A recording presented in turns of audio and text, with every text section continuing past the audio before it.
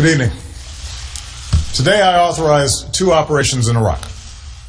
Targeted airstrikes to protect our American personnel and a humanitarian effort to help save thousands of Iraqi civilians who are trapped on a mountain without food and water and facing almost certain death. Let me explain the actions we're taking and why. First, I said in June, as the terrorist group ISIL began an advance across Iraq, that the United States would be prepared to take targeted military action in Iraq if and when we determined that the situation required it.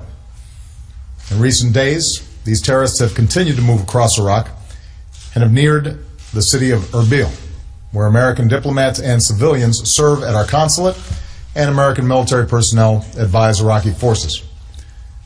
To stop the advance on Erbil, I've directed our military to take targeted strikes against ISIL terrorist convoys should they move toward the city. We intend to stay vigilant and take action if these terrorist forces threaten our personnel or facilities anywhere in Iraq, including our consulate in Erbil and our embassy in Baghdad. We're also providing urgent assistance to Iraqi government and Kurdish forces so they can more effectively wage the fight against ISIL. Second, at the request of the Iraqi government, we've begun operations to help save Iraqi civilians stranded on the mountain. As ISIL has marched across Iraq, it has waged a ruthless campaign against innocent Iraqis.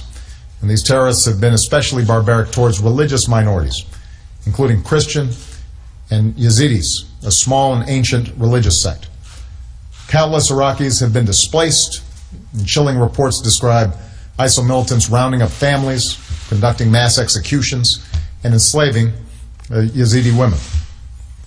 In recent days, Yazidi women, men, and children from the area of Sinjar have fled for their lives. And thousands, perhaps tens of thousands, are now hiding high up on the mountain with little but the clothes on their backs. They're without food, they're without water, people are starving, and children are dying of thirst.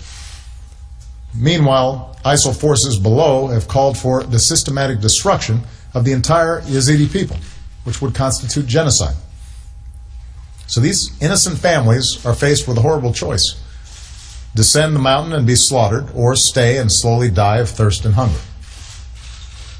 Now, I've said before, the United States cannot and should not intervene every time there's a crisis in the world. So let me be clear about why we must act and act now.